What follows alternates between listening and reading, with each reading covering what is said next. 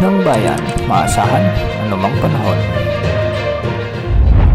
Magandang araw po sa ating lahat. Narito ang update sa lagay ng panahon ngayong araw ng Miyerkules, June 5, 2024. Ngayong araw ay makakaapekto pa rin ang trough ng low pressure area o frontal system sa bahagi ng Northern Luzon. Samantalang easterlies naman ang makakaapekto ngayon sa natitirang bahagi ng ating bansa. Sa kasalukuyan nga ay nasa monsoon break pa rin tayo at patuloy pa rin tayong makararanas ng tuyo at maliwalas na panahon at posibleng maraming lugar pa rin ang makakaranas ng danger level na heat index ngayong araw.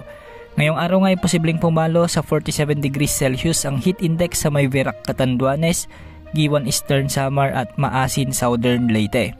Mag-ingat pa rin po tayo dahil posible pa rin ang banta ng heat stroke at dehydration. Ngayong araw ay magiging maulap pa rin ang mga kalangitan na may tsansa ng mga pag-ulan sa bahagi ng Ilocos Sur, Ilocos Norte, Cagayan Valley, Apayao, Abra, Kalinga at Aurora dahil sa umiiral na frontal system. Magiging bahagyang maulap naman ang mga kalangitan at posible ang mga pag-ulan sa bahagi ng Ilocos Region at Cordillera Region dulot ng mga localized thunderstorms lalo na pagsapit ng hapon at gabi. Medyo may aasahan din tayong malalakas at malawakang mga pag-ulan ngayon lalo na sa Central Luzon pagsapit ng hapon at gabi dahil sa localized thunderstorms at posible ang mga malalakas na pag-ulan sa bahagi ng Bataan, Tarlac, Pampanga, Nueva Ecija at Bulacan. Posible ring maging makulimlim o may mga pag-ulan ang natitirang bahagi ng Luzon lalo na pagsapit ng hapon at gabi sa bahagi ng Calabarzon, Mimaropa, Bicol Region at pati na rin ang Metro Manila. Sa Visayas asahan din ang kalat-kalat na pag-ulan ngayong araw pagsapit ng hapon lalo na sa Masbate, Bohol, Northern Samar, Leyte at Cagayan Silio. Posible rin ang mga pag-ulan sa bahagi ng Romblon, Capiz, Iloilo at Cebu Province kasama ng mga Negros provinces. Sa Mindanao ay posible ring ulanin ang Bukidnon, Zamboanga Sibugay, Misamis Oriental, Zamboanga del Sur, Lanao del Sur, Surigao del Sur at Maguindanao.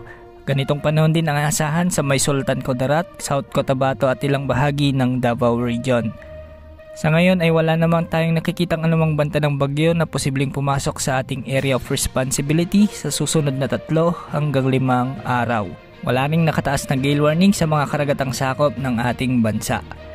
Samantala inaasahan naman na iiral na muli ang habagat sa mga susunod na araw lalo na pagsapit ng weekend o pagsapit ng susunod na linggo. Asahan na sa pag-iral muli ng habagat sa ating bansa, posible ang malalakas na ulan at pagbaha sa mga mabababang lugar kaya dapat natin itong paghandaan. Ayon sa forecast models, posibleng mas makaapekto ang habagat sa kanlurang bahagi ng bansa, lalo na sa Luzon at Western Visayas. Posible ang mga lugar ito sa Palawan, Mindoro Provinces, Pangasinan, Bataan, Zambales, Bulacan, Pampanga, La Union at Ilocos Provinces. Posible ring maapektuhan ng Metro Manila at posibleng magtagal ng mahigit kumulang sa 1 linggo ang habagat na ito bago tayo magkaroon ulit ng monsoon break o yung pansamantalang pagkawalan ng habagat. Yan ang update sa lagay ng panahon. Ito po ang weather update ng bayan. Maasahan anumang panahon.